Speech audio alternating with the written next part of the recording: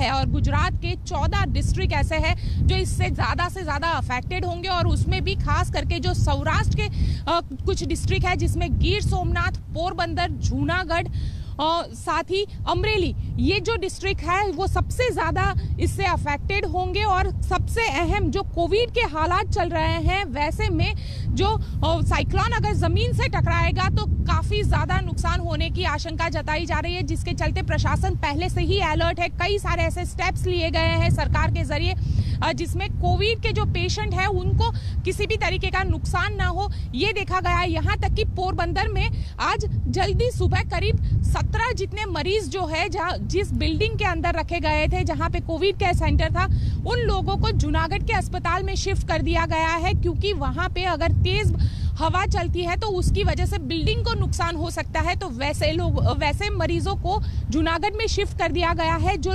लोग समुद्र किनारे के आसपास रह रहे हैं उनको भी शिफ्ट किया जा रहा है, उनके आरटीपीसीआर, उनके रैपिड टेस्ट किए जा रहे हैं और रैपिड टेस्ट करने के बाद उन सभी लोगों को दूसरे एक बड़े से हॉल में शिफ्ट किया जा रहा है ताकि कहीं कोरोना संक्रमण ना फैले। साथ ही जो अस्पताल है, जो समुद्र किनारे वाले अस्पताल है जहाँ पे ये साइक्लोन का असर देखने मिलेगा, वहाँ पे लोगों को ये बताया, जो अस्पताल है उनको जेनसेट रखने के लिए कहा गया है, क्योंकि बिजली गुल होने की जो चांसेस है वो काफी ज्यादा है। जो पेड़ गिर जाएंगे तो सड़क बंद हो जाएगी, तो वैसे में 24 घंटे का एक्स्ट्रा ऑक्सीजन उनको रखने के लिए कहा गया है। और प्रशासन लगातार यहाँ पे एनडीआरएफ की टीम भी तैनात कर दी गई है ताकि अगर कहीं पे भी सड़क रुक जाए, सड़क में अगर पेड़ गिर जाए और सड़क बंद हो जाए तो एनडीआरएफ की टीम उसे तुरंत ही क्लियर कर पाए और जो जरूरियात की चीजें हैं, जो अस्पताल की जरूरियात की चीजें हैं, वो पहुंचा पाए। नेहा, गोपी घांगर हमारी संवाददाता जानकारी दे दी कि किस तरीके से वहां पर तैयारियां कर ली गई हैं। एनडीआरएफ की टीम की तैनाती हो या फिर एक्स्ट्रा ऑक्सीजन की सप्लाई तमाम हॉस्पिटल्स को दे दी गई है ताकि अगर बिजली का अवरोध होता है तो किसी तरीके से ये सप्लाई ना रुके।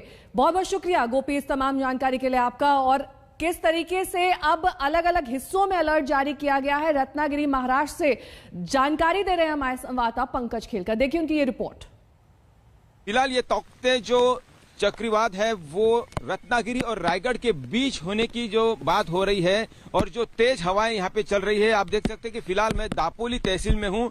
बहुत तेज हवाएं हो गई है और अभी जो देखने को मिल रहा है कि कभी हवा तेज हो जाती है और कभी रुक जाती है। ये जो हवा का डायरेक्शन है वो समुंदर से जमीन की ओर हवा जो आ रही है, इसका ये मतलब है कि जो केंद्र बिंदु है इस तौकते साइक्लोन का, चक्रवात का, वो कहीं न कहीं इस इलाके से आगे निकल गया है, यानी रत्नागिरी से रायगढ़ की ओर हो गया है और केंद्र बिंदु 200 किलोमीटर समुद्र के अंदर होने से ये जो हवा है वो अब जिसका जो असर है वो देखने को मिल रहा है। बहुत ज्यादा तेज हवा बीच बीच में हो जाती है और ये जो हवा का जो रफ्तार है ये मध्य रात से ज्यादा तेज हो गई थी। यहाँ पर जो आपको पेड़ दिखाई दे रहे हैं, नीचे छोटी टहनियां गिरी हुई है, लेकिन जो नुकसान है वो इलाकों में दिखाई दे रहा है। स्थानिक लोग हमारे साथ हैं, उनसे कुछ बात करते हैं। जी, नाम बताइए आपका। मेरा नाम मारुति जी है। और क्या देखा आपने जो आप आ रहे थे इस इलाके में, दापोली में? दापोली में मैं इधर से आ गया था, तभी पूरा तेज हवाएं रात से, कल दोपहर से हवा चल रही है।